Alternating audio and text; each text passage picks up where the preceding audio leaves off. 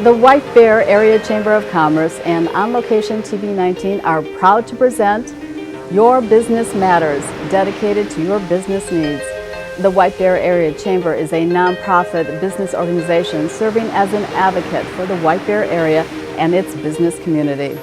Now here is the Executive Director of the White Bear Area Chamber and the host of Your Business Matters, Tom Snell. Welcome to the White Bear Area Chamber of Commerce, Your Business Matters.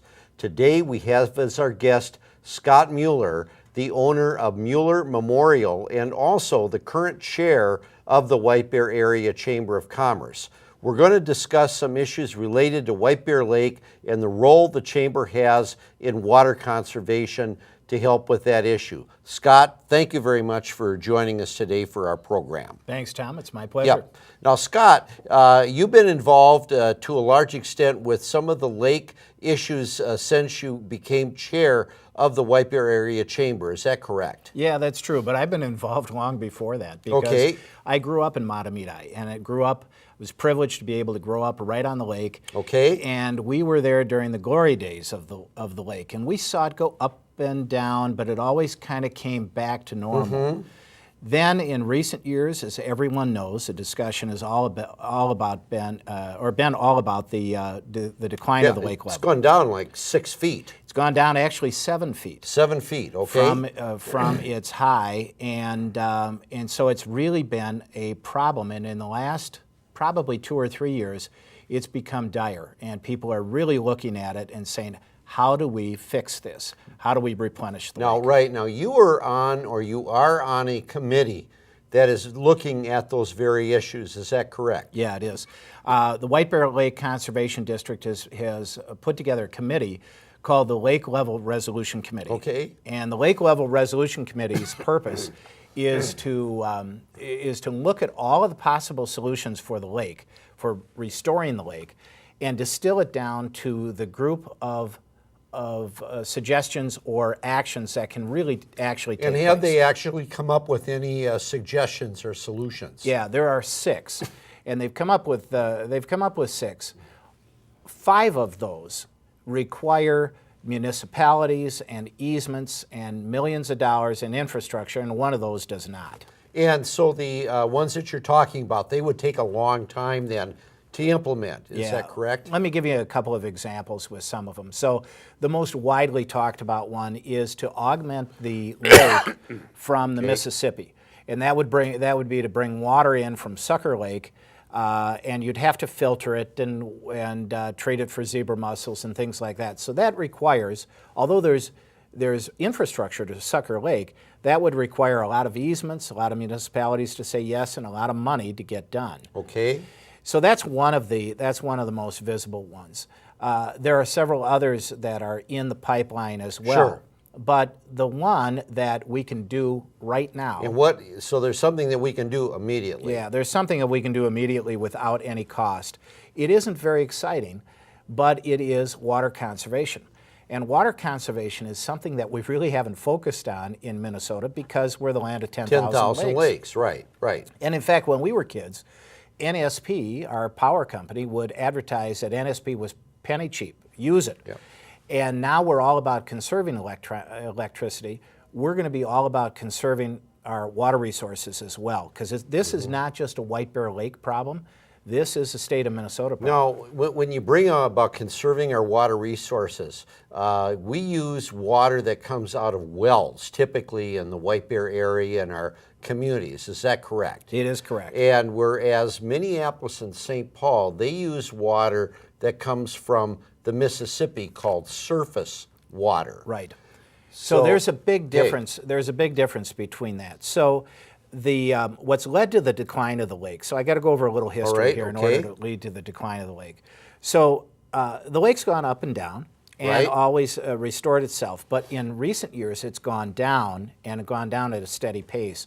The reason for this is the steady increase in development in the communities around the lake and to the north of the lake, all the way around it. Hugo, Lino Lakes. All those communities. There's not pointing fingers at any one community, but all those communities need water. And Right. in order to get water, they drill into the Prairie du Chien aquifer. The Prairie du Chien is very plentiful, and it's an aquifer that we use for the whole of the Twin Cities. So it's huge. But it also provides very good quality water and very easy to get, so it's inexpensive. So when a municipality expands, drilling that well to get that water Right. is not a big deal. Yeah. And it's easy for them to do. So that's what's led to the lake decline, because as the aquifer underneath the lake gets drawn down, especially during the summer months, when it gets drawn down in the summer months, the lake level kind of follows that, because the lake, it kind of acts to replenish the aquifer below. Oh, okay. So the lake is filling the aquifer instead of the aquifer filling the lake. Yes, and it's not a direct relationship, but White Bear Lake is unique. Just to the north of it is Bald Eagle. Just to the south of it is Goose Lake. They don't have the water problems that White Bear does. They don't have this. They don't have the problems because they've got areas of inflow into the lake, and White Bear doesn't. White Bear is very unique that way. Doesn't have any inflow. So a lot of our stormwater over the years has been drawn away from the lake, and a lot of the development around the lake has drawn into this well, or drawn into the aquifer. Right. And the depleting the aquifer, especially during that summertime when the need is very high, helps deplete the lake as well. Now, when we look at water conservation as a solution, I know it's been discussed, the idea of using what they call surface water from the Mississippi as a water source for Hugo, White Bear, and those other communities. And I would assume that that would take also a number of years in order to set up. Would that be a correct assumption? Yeah, that's very correct. And not only years, but it's going to be lots of money and a determination of where that money comes from. Because each municipality Right. that has a well, that has a water utility, also has that utility to run as well. So White Bear does, Matamidi does, White Bear Township, they're the three biggest users of water. Right, okay. Just to our south is Maplewood, and Maplewood actually uses surface water, water that's taken from the Mississippi and filtered through the St. Paul Regional Water Now, Supply. are we going to run into problems with the same thing with the river, not having enough surface water? That's a valid point, but the Mississippi River, we only use about 2% of the flow of the Mississippi for water. Uh-huh. If you remember that although we draw our well water Right. from the Prairie du Chien aquifer, all of our storm water, all of our sewer goes down to Pig's Eye and gets treated there and put into the Mississippi River.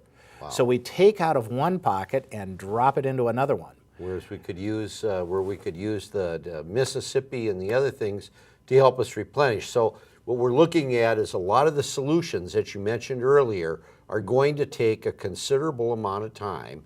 It's not going to be tomorrow when everybody is going to go from surface water to over to surface water. So you're saying that right now conservation is a easy to implement strategy. Well, let me give you an example. Okay, all right. So in this community, in our community right here, each person, you, me, everybody who watches this, uses 120 gallons of water per day. Now, when I tell that to people, they say, oh, it can't be. But when you add up laundry, washing cars, watering your lawn, pool use, all of that kind of thing, it all adds up to 120 gallons of water a day. We could cut 20 gallons a day out of our usage, out of our personal usage, and never affect our lifestyle one bit. 20%? No, 20%, Or 20 but 20 gallons, gallons 20 off the... gallons. 20 gallons. Yep.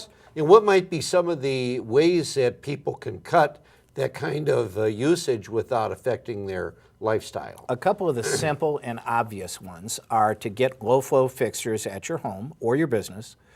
That reduces the flow of water out of a spigot by 45%. Doesn't reduce the effectiveness of it. You can get low-flow toilets that uses a lot less water but just as efficient. You can use low-flow shower heads that again doesn't diminish the effect of the shower, but it reduces the use of it quite a bit.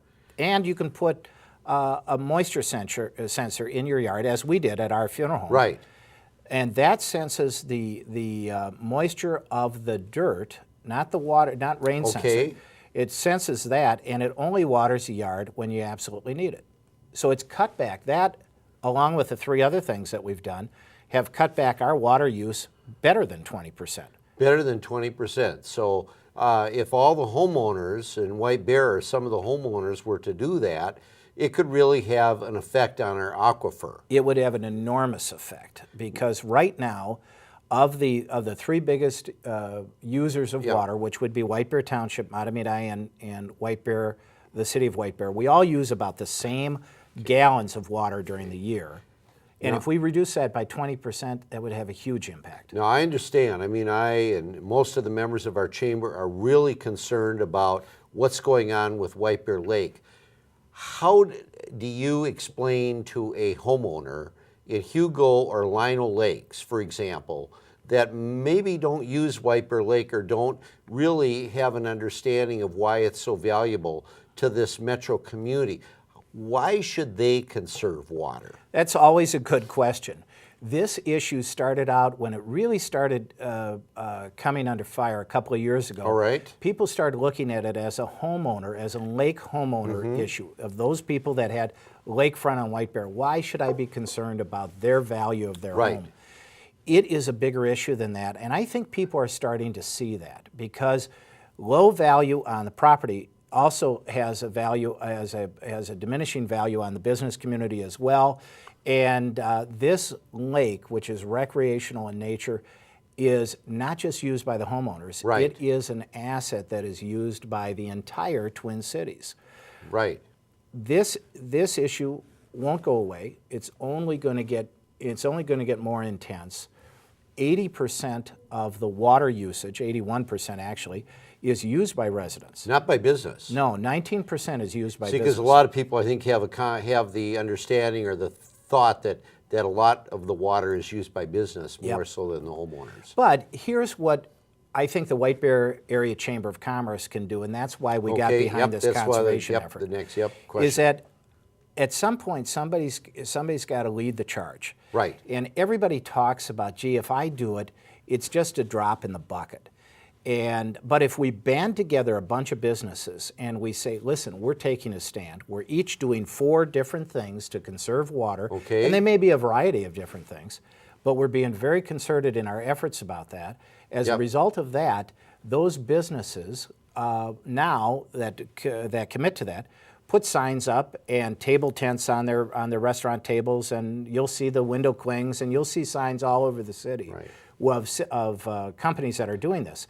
By doing that, it helps to make the residents aware and the employees aware that come into that business. So Scott, we're doing this with the business now. Now we have a goal to reach how many businesses to sign up for this program that you're talking about, with the lawn signs and the table tents, and agreeing to do some things to actually conserve water. Right now, our membership is just over 300 businesses.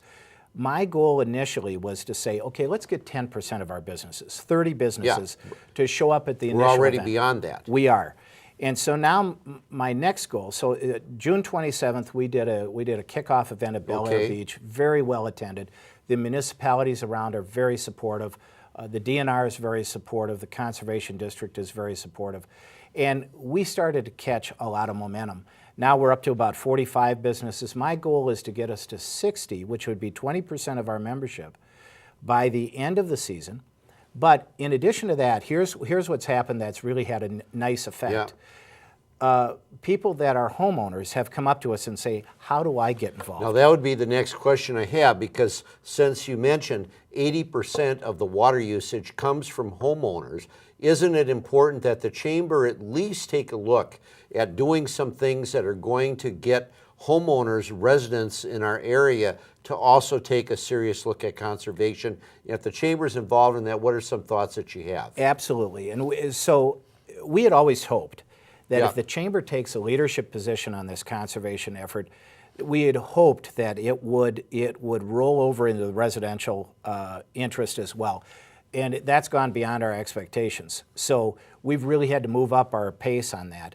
So we have a person, staffer with the Chamber of Commerce, who's working exclusively on this, and we're ready to roll out a program for the for residents as well. Excellent. So that they can participate in this, and if they want to let others know about it, there's a very inexpensive way to be able to buy the signs and get the T-shirts and all that, and tell your neighbors that, hey, I'm taking a stand to save this great resource. Now, if a person is interested in finding out more about this campaign effort, are there websites that they can visit, Facebook pages that they can look at, and how would they get involved in this whole process? Well, they can go to several different places. On the web, they can go to the White Bear Chamber, whitebearareachamber.org. Right.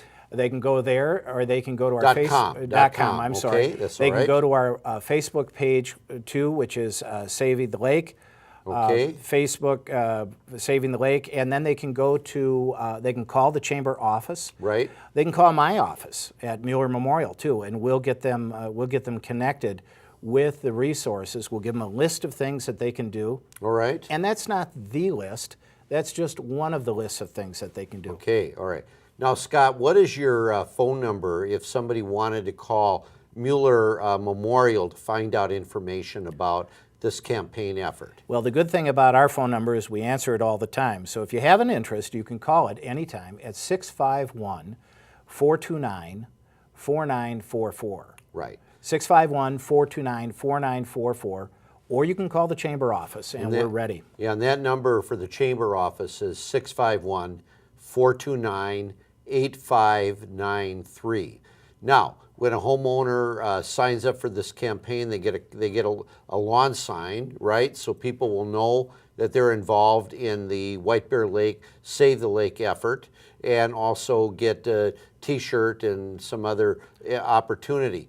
Another thing that I would like to bring up, when somebody does sign up for this, a business, they also will get listed in the White Bear Lake magazine, which goes out to over 10,000 homeowners. So this is a good way that a business or homeowner can show their support for White Bear Lake and our surrounding area. Now, Scott, have you got any final remarks that you'd like to make before we conclude the program? Yeah, Tom, I think that when I first got involved in this, I thought conservation wasn't going to be very exciting, but actually it has become very exciting. Okay. And the amount of interest in it is growing every day.